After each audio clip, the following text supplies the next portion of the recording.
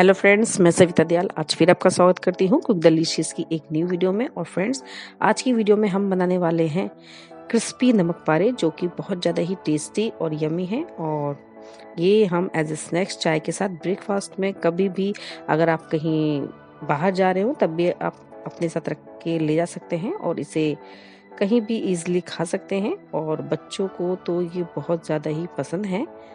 तो फ्रेंड्स, ये नमक पारे बनाने के लिए कितना हमें क्वांटिटी लेनी है सभी चीज़ों की, ये सब मैं आपको इस वीडियो में शेयर करने वाली हूँ।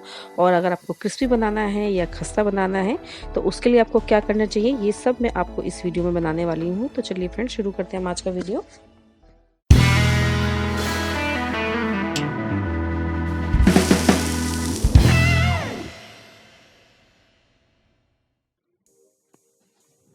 तो फ्रेंड्स, हमने यहाँ पे लिया है 2 कप मैदा। तो क्वांटिटी में ये 400 ग्राम है।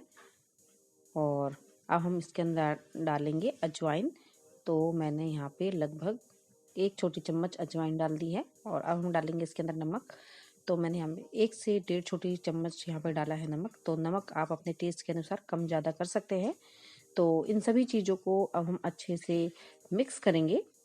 और फ्रेंड्स, मैं आपको यहाँ पे एक टिप देने वाली हूँ। अगर आपको नमक पारे क्रिस्पी बनाने हैं तो आप इसके अंदर मोयन के लिए रिफाइंड ऑयल यूज़ करें, जैसे कि मैंने यहाँ पे किया है। तो मैंने यहाँ पे थोड़ा रिफाइंड ऑयल डाला है और इसको अच्छे से हम मिक्स करेंगे। और अगर आपको अपने जो नमक पारे हैं ये खस्ता बनाने हैं, सॉफ्ट बनाने हैं, तो आप इसके अंदर घी का मोयन लगाएं। मीन्स तेल की जगह इसके अंदर आप घी डालें तो आपके नमक पारे बिल्कुल खस्ता सॉफ्ट बनेंगे। और अगर आपको क्रिस्पी खाने हैं तो आप रिफाइंड ऑयल डालें। तो तेल देखिए हमने अच्छे से डाल के मिक्स कर लिया है। तो ये देखिए, अब हम इसकी इस तरह से मुट्ठी बना के देखेंगे। ये देखिए, इट मीन्स कि जो तेल है इसके अंदर परफेक्ट है। और अगर आपको थोड़े और सॉफ्ट करने हैं तो आप थोड़ा सा और इसके अंदर मोयन लगा सकते हैं, मीन्स थोड़ा सा और ऑयल डाल सकते हैं। लेकिन अगर इस तरह से आपका मैदा बंधने लगा है मुट्ठी में तो ये काफ़ी है इतना।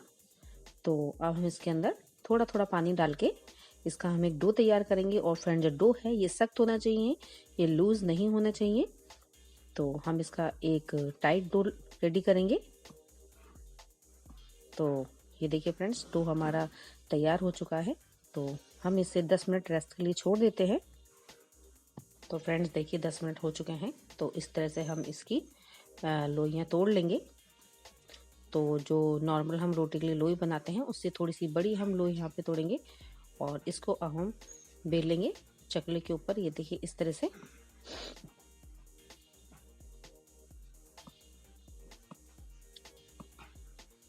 तो ये देखिए रोटी हमारी बिल चुकी है ये।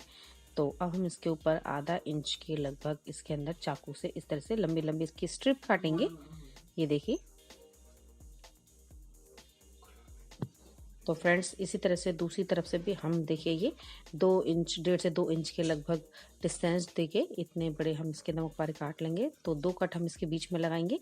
और ये देखिए नमक पारे हमारे कट चुके हैं। और आप थिकनेस दे सकते हैं रोटी की, ना तो ये ज़्यादा बहुत ज़्यादा मोटी है और ना ही बहुत ज़्यादा पतली है। और बाकी अगर आप चाहें तो अपने हिसाब से नमक पारों का जो थिकनेस है वो पतला या मोटा रख सकते हैं। तो ये देखिए नमक पारे हमारे कट चुके हैं। और इसी तरह से जो हमारे सारे नमक पारे हैं हम उनको काट के पहले रख लेंगे और उसके बाद हम इसे फ्राई करेंगे। तो फ्रेंड्स, जो नमक पारे हैं ये हमारे सारे कट चुके हैं। तो अब हम इनको फ्राई करेंगे। तो फ्रेंड्स, पहले हम तेल को अच्छे से गर्म कर लेंगे और उसके बाद हम इसका जो इसका फ्लेम है इसको हम लो कर देंगे। उसके बाद देखिए इस तरह से नमक पारे अगर इकट्ठे हैं तो आप टेंशन ना लें, क्योंकि ये तेल में जाके सारे खुल जाएंगे, ये सारे अलग अलग हो जाएंगे।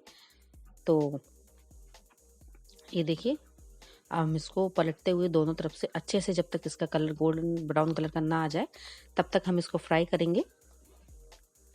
तो जो गैस का फ्लेम है आप उसे मीडियम रखें, अदरवाइज़ ये बाहर से तो ब्राउन कलर के हो जाएंगे और अंदर से कच्चे रह जाएंगे। तो आप इसे मीडियम फ्लेम में ही फ्राई करें।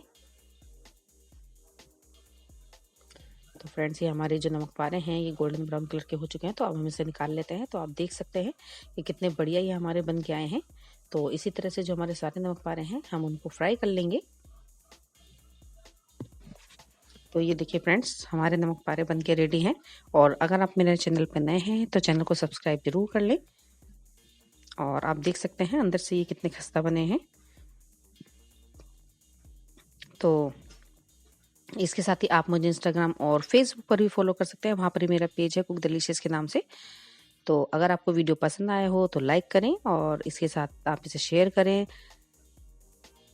और अपना एक्सपीरियंस मेरे साथ शेयर करें। तो आज के लिए इतना ही, हम जल्दी ही मिलेंगे अपने एक नेक्स्ट वीडियो में एक न्यू रेसिपी के साथ। तब तक के लिए bye bye and take care.